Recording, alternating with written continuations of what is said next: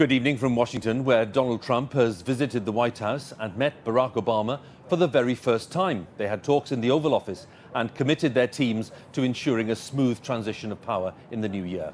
Mr. Trump, who promised during the campaign that he would tear up Mr. Obama's legacy, told reporters today that they discussed some of the great things that have been achieved, and he called the president a very good man. Our North America editor John Sopel reports on today's encounter between the outgoing and incoming presidents. From January, it will be Air Force One. But Donald Trump flew into Washington on his own signature plane ahead of another extraordinary day in the political story of the United States. And then the jaw-dropping, pinch-yourself, rub-your-eyes moment. Donald Trump sitting down in the Oval Office with Barack Obama. Past contempt and loathing put aside as the president and, well, the apprentice met to ensure a smooth transition. Well, I just had the opportunity to have an excellent conversation with President-elect Trump. And as I said last night, my number one priority in the coming 2 months is to try to facilitate a transition that ensures our president-elect is successful. I very much look forward to dealing with the president in the future, including counsel. He explained some of the difficulties, some of the high-flying assets, and some of the really great things that have been achieved. So, Mr. President, it was a great honor being with you, and I look forward to being with you many, many more times in the future. Thank you, sir. Thank you, everybody. Very good man. Thank you, Very guys. good man. Appreciate it. This meeting is about showing the strength and robustness of the US Constitution, that the office of the presidency is more important than any individual, that the peaceful transfer of power is a cornerstone of US democracy. Who knows what will be said when the cameras aren't there? But let's hope it's more constructive than some of the things they've said about each other. There was the White House Correspondents' Dinner 5 years ago. Say what you will about Mr. Trump. He certainly would bring some change to the White House. Let's see what we've got up there.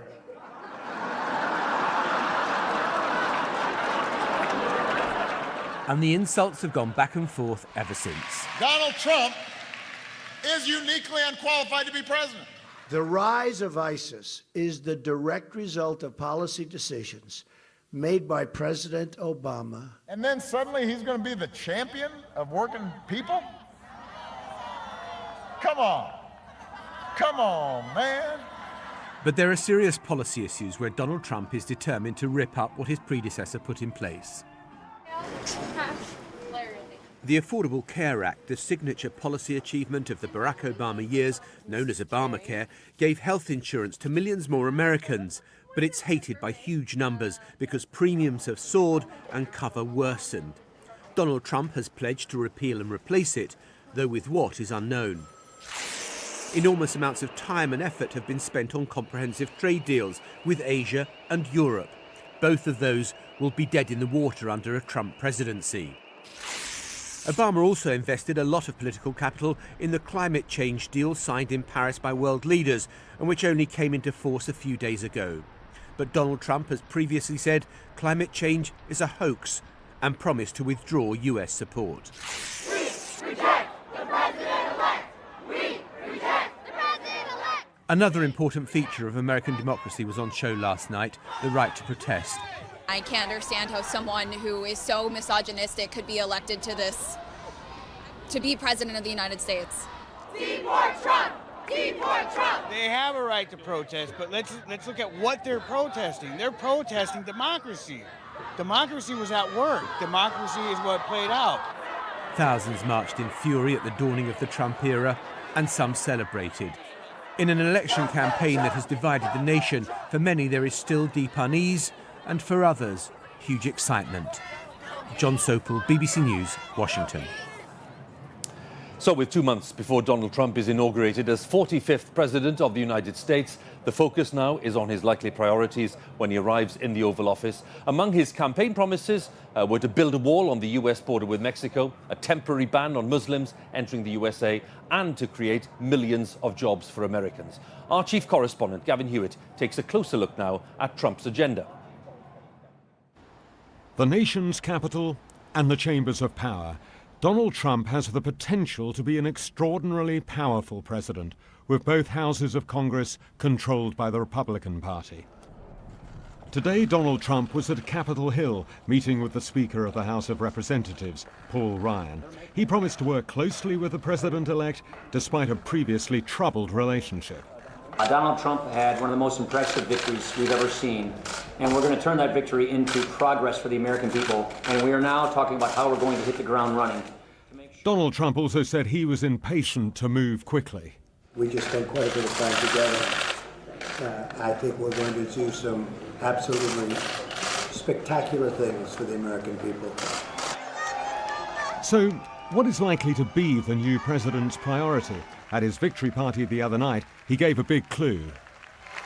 We are going to fix our inner cities and rebuild our highways, bridges, tunnels, airports, schools, hospitals. We're going to rebuild our infrastructure. Rebuilding America's crumbling infrastructure will enable him to make an immediate impact and to leave his mark. So, what else will form his home agenda? Less regulation for business, lowering taxes across the board, and reducing immigration. He did promise to build a wall along the entire Mexican border, but that will be a difficult ambition to achieve. Another seat of power is the Supreme Court, and Donald Trump has opportunities there. Nothing matters more to conservative Republicans than who sits here on the Supreme Court. Donald Trump will be able to appoint at least one judge, perhaps more, and they make key constitutional rulings in areas such as abortion and gun rights. And what about his foreign agenda? Will Donald Trump honor NATO's core commitment to defend allies? What will be his relationship with President Putin of Russia? Almost every U.S. president coming in has tried to set a new benchmark with Russia to see where we can work together, but then Russia has been the one to create disappointment. As regards Donald Trump's likely team, he's sure to reward those who stood with him during the campaign. Men like Rudy Giuliani, former mayor of New York, Governor Chris Christie, and former Speaker Newt Gingrich. But it's not yet certain who will get the most senior posts. They're already building the stage for Donald Trump's inauguration. As a candidate, he has made many promises. Some won't be carried out, but he's ambitious, determined to leave a big legacy, and rebuilding America's infrastructure will be an early priority. Gavin Hewitt, BBC News, Washington. Now, among the groups of voters who turned to Donald Trump were many from America's rural areas and small towns. He made large gains in those regions, and they included the important state of Pennsylvania, which has sided with the Democratic Party for decades. The last time Pennsylvania voted for a Republican for the presidency was back in 1988. Our correspondent Michelle Fleury has been to the rural county of Northampton to talk to those who voted Trump this time. Turnout in rural areas like this, Northampton County, helped Donald Trump win the state of Pennsylvania and the presidency. In the last two elections, they voted for Barack Obama. Vincent Zarate raises reindeer and grows fir trees. He told me this time Donald Trump was the gift of change. I'm a registered Democrat. I voted the last two times for Barack Obama. 2 times before that was for Bush. But I voted for Trump. Why? Because I'm interested in change, and I'm tired of politics in Washington being the same people. I honestly believe we need someone in there that doesn't have political ties, and also someone that I believe is going to be for the everyday person. Jim Clements voted for Hillary Clinton. In this divided election, even friends don't always agree.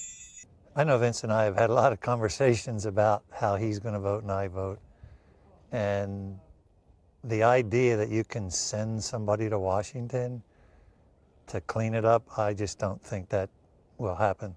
Pollsters refer to places like this as swinging gates in a US election, shifting back and forth between parties. Frustration with politicians in Washington and Hillary Clinton's failure to connect on a range of issues left the gate wide open for Donald Trump to walk right through. A couple of miles down the road, we met two construction workers, Trump supporters, who said his outsider status meant he understood the country's challenges. He spoke what most of America was thinking. To where the people said, wait a minute, this guy's talking about what we're talking about at our kitchen table. Hold on a minute, this is our guy. Honey, but we're a Democrat. I don't care, this is our guy. But can this guy govern America in a way that will serve these voters' interests and build on the gains Republicans have made in this former blue state? Michelle Fleury, BBC News, Northampton County, Pennsylvania. Well, a Trump presidency could, of course, have significant implications for the rest of the world, particularly given his views on global trade. And today, the Chancellor, Philip Hammond, was meeting China's Vice Premier in London. And one Chinese minister described Mr. Trump's words on trade as just campaign rhetoric. Our economics editor, Kamal Ahmed, reports now on the impact that President Trump could have on global trade. During the campaign, he made his position pretty clear. We can't continue to allow China to rape our country, and that's what they're doing. Americanism, not globalism, will be our new credo. Today, a different tone. The Chancellor with open arms, welcoming a Chinese government delegation to the stock exchange, a countdown to new deals on Chinese money for banking and house building. Britain is not following Mr. Trump's line. We believe that free trade and open markets are good for prosperity, good for the protection of jobs in this economy. But we do also recognise the concerns that there are around dumping and unfair practices. For the Chinese, it's all a little bit uncomfortable. President-elect Donald Trump has accused China of raping America with cheap imports. Do you think that language is appropriate? I think he said those words in order to boost his chances of being elected. Economic cooperation exchanges have yielded tangible benefits. These benefits should be recognized by the president-elect. Mr. Hammond said Britain's relations with China were wide-ranging and productive. Pretty careful words in there from the Chancellor on what is a pretty stark difference in approach to free trade with China between Britain and Donald Trump. The Chancellor made it clear that Donald Trump had only been president-elect for 2 days and that he would need time to consider his approach. There are certainly plenty of people in the UK who hope that Donald Trump's tone will soften. World trade matters, particularly to Britain, leaving the European Union and looking for new trade deals. If Mr. Trump doesn't like China much, who does he like? Mr. Domingo, good to see you. Before the presidential election, I asked his trade advisor if a free trade deal with the UK was a priority. They're leaving the EU, in our estimation, for the right reasons. They've lost control of their economy, the job creation engine. So why shouldn't we be working with like-minded people before we do deals with anybody else? You can't always get what you want. President Trump could well be very different from campaigning Trump. He may have said he was willing to launch a trade war with China, but given we are talking about the world's two largest economies, many will be advising against it. Kamal Ahmed, BBC News. Well, earlier today, we were told that Mr. Trump had a telephone conversation with the Prime Minister, Theresa May, and they discussed the so-called special relationship between Britain and the USA. Our North America editor, John Sopel, is with me here in DC. And John, we understand that Mrs. May will be here sometime in the new year. Yeah, and the phone call took place. There's been some kind of question mark. Why was she only the 9th person that Donald Trump called on his list? I think, having lived here for a couple of years, the thing you learn is that the special relationship matters a lot more to the British than it does to the Americans. I wouldn't read too much into this. Donald Trump made clear to me when I saw him in Dallas about 15 months ago at the start of this whole campaign that the special relationship would be absolutely safe in a Trump presidency. The other point to make about Donald Trump is he was inspired by what happened in Brexit. And I was with him in Scotland when he went to visit his golf course at Turnberry, and he suddenly saw that if Britain could vote for Brexit, then the American people could take a leap with him. And it was what he kept on talking about, and also made clear that he would be very keen to do trade deals with the UK, and thought it was a terrible thing that Barack Obama said that Britain would go to the back of the queue for any trade deal. Should explain, John, that people at home can hear some voices. There are lots of protests and have been overnight, and there's a group here today asking for Barack Obama to stay on for another 4 years. It's a sign of the temperature. Yeah, it's a sign of the temperature. This is a city which voted Democrat. I think if you would go to Republican strongholds, you wouldn't find these protests either. But I think it shows an anxiety in America about what the policy is going to be going forward. And what we've seen today from Donald Trump is him identifying 3 key areas that he wants to focus on.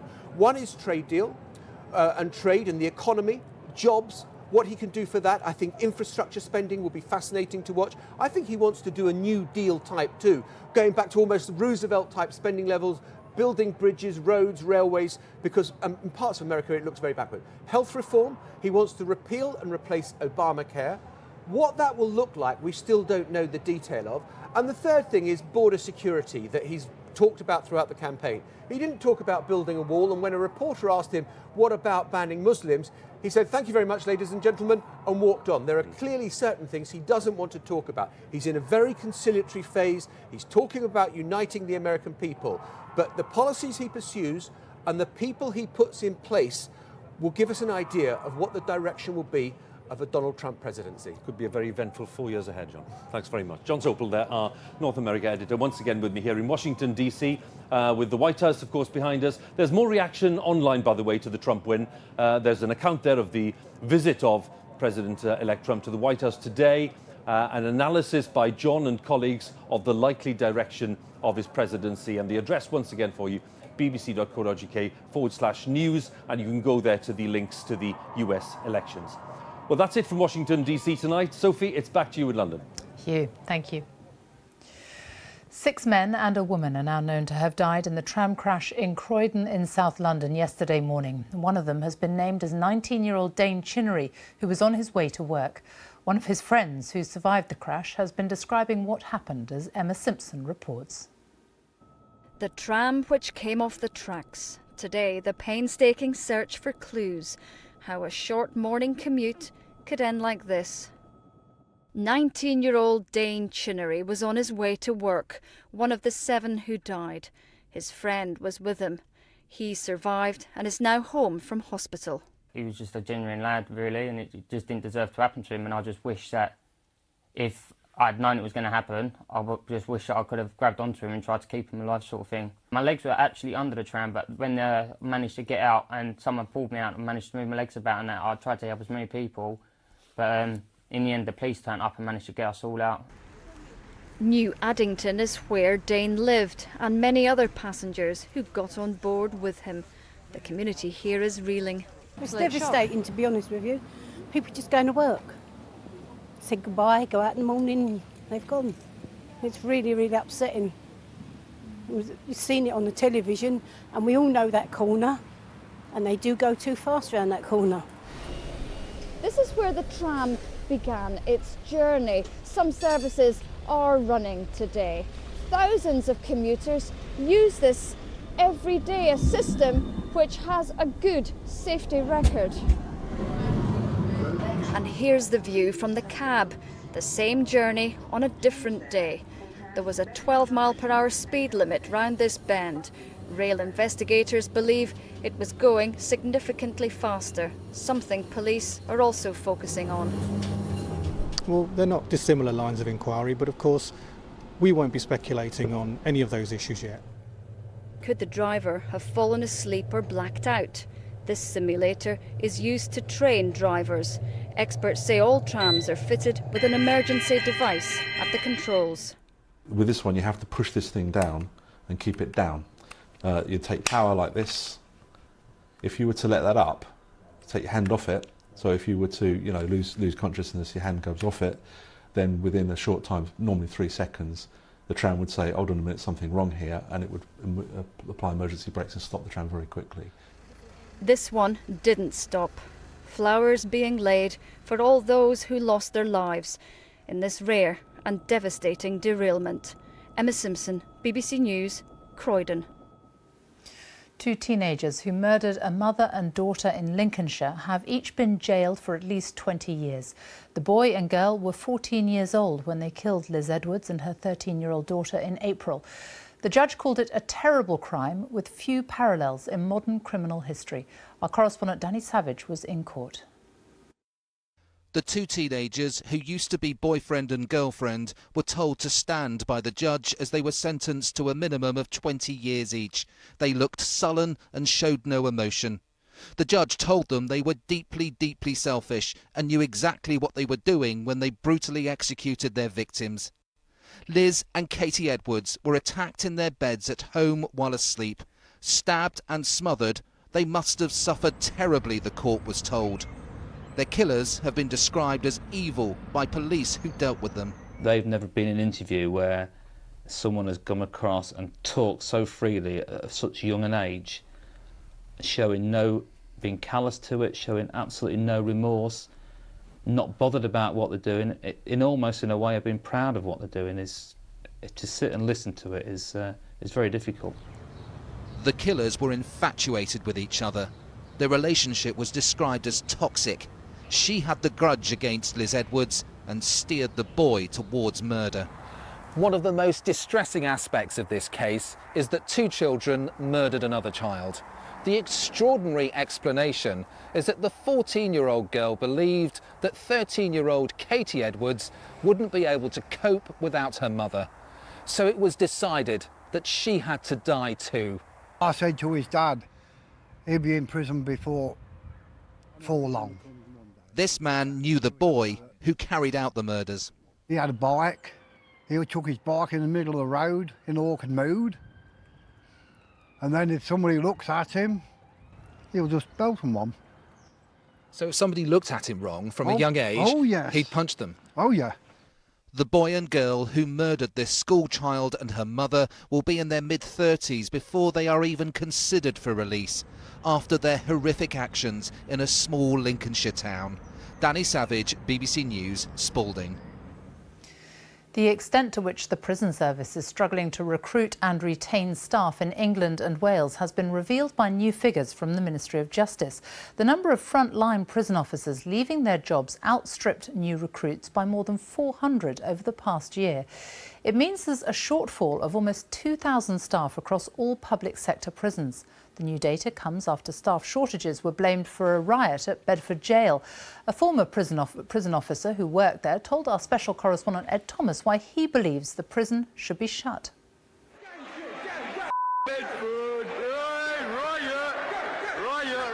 Out of their cells and in control. This new footage of the riot inside HMP Bedford was passed to the BBC. A jail described as an example of everything that's wrong with the prison system. It was like an internal war. It just oozed violence. It was horrendous. This former prison officer left Bedford before the riot. He also served in the armed forces and would only speak to us if we changed his voice and protected his identity. Did you feel safe inside that prison? Not at all. It was safer being on tour in Iraq. 100%. What's going wrong in that prison? There's not enough manpower. The jail's overcrowded. You haven't got the time to search inmates, and you've got people leaving every day. I couldn't handle it anymore. It was crazy. Inspectors at HMP Bedford found it to be overcrowded, understaffed and unsafe. A report said officers struggled with unlocking inmates from cells, and that incidents of prisoner self-harm had almost doubled in the previous 6 months, from 67 to 121. The Chief Inspector of Prisons wrote, "Prisoners told us it was easier to get illegal drugs than it was to get clothes." The challenges inside jails like Bedford explain in some way why so many officers are leaving. With drug abuse and violence on the rise, one officer here told me that because of staff shortages, he no longer felt safe and was looking for a new job. The government has promised an extra 2,500 officers, but the Prison Officers Association wants guarantees on safety and recruitment, and without them is threatening to walk out of jails. For prison officers to strike, it's illegal and surely incredibly irresponsible. No, not at all. When you're talking about people's safety and their lives that are at risk, then, you know, if there's a need to take strike action, then we fundamentally believe we need to do that to protect our members and prisoners. What do you think should happen next to Bedford? HMP Bedford. It should be demolished. The entire thing should be brought to the ground. Tonight, the government said it's committed to prison reform and recruiting extra staff. The challenge is keeping hold of them and keeping our jails safe and secure. Ed Thomas, BBC News, Bedford. There have been chaotic scenes outside banks in India after the government withdrew high-value notes from circulation in an effort to crack down on tax avoidance and fraud. With customers desperate to change their money into legal tender, some banks say they have started to run out of cash. Now, he's one of the best-selling, award-winning musicians of all time, but Sir Elton John also has what's regarded as one of the finest collections of photographs in the world, including iconic images from the 1920s and 1950s. Some of them went on display at London's Tate Modern today. Our arts editor, Will Gompertz, went to meet Sir Elton and asked him how his passion for photography came about. The Underwater Swimmer by André Cortège, I think, is probably the best photograph, or the most important photograph ever taken for me. Because? It's influenced so much in the art world, not just with photography and painting and fashion. It all started when you came out of rehab. I got sober, and after I got sober, everything I liked before, artistically wise, I changed. Well, I used to collect Art Nouveau and Art Deco, and I hated that as soon as I came out. I just don't know what had changed. I'd never noticed photography as an art form, and as you can see, it's kind of overtaken my life. And I love it so much, there's not a week goes by where I don't buy a photograph. There's 6 photographs behind you by Irving Penn of really famous people in a corner. He said, right, I'm going to put you all in a corner, and you can do your own pose. And it's an extraordinary thing to have asked these people to do, but their personality and their talent is so strong, they all come out of these photographs holding their own. Have you learnt a great deal? I knew nothing, absolutely nothing. I was so completely ignorant about the whole art form. And now I think I know a lot about it. Have you become a harder person to photograph? Because I don't like my photograph being taken, and I find it hard to pose. Why don't you like your photograph being taken? I don't know, never have. Even as a little boy, it's like, no, it's like posing. I don't like posing very much. Over 7,000 images you collected. You're continuing to collect an image a week. Yeah. What's the plan for them? Do you anticipate an That's a good question. Elton John museum? That's been talked about, but it's a very expensive. We have children, and so, I don't know what we're going to do with it. David and I have talked about it. There will be an acquisition given to the Tate from this exhibition. Which photographs are you giving the Tate? I can't tell you that. Top secret? No. Do you take pictures? No, never. Polaroid, maybe. I used to take a friend. That's it. No, I have cameras, but I'm not interested. Why? I want to see the image. I'm not interested in taking it. I'm attracted to sadness in music. I'm attracted to sadness in photography, because when you look at a sad photograph, there's a beauty about it, and you're enthusing about how beautiful it is. But actually, the circumstances of which the photograph's being taken is a tragic circumstance, and the migrant mother was a terribly tragic circumstance. Sir Elton John talking to our arts editor, Will Gompertz. Newsnight is about to begin over on BBC Two in a few moments. Here's Emily. Tonight we're live in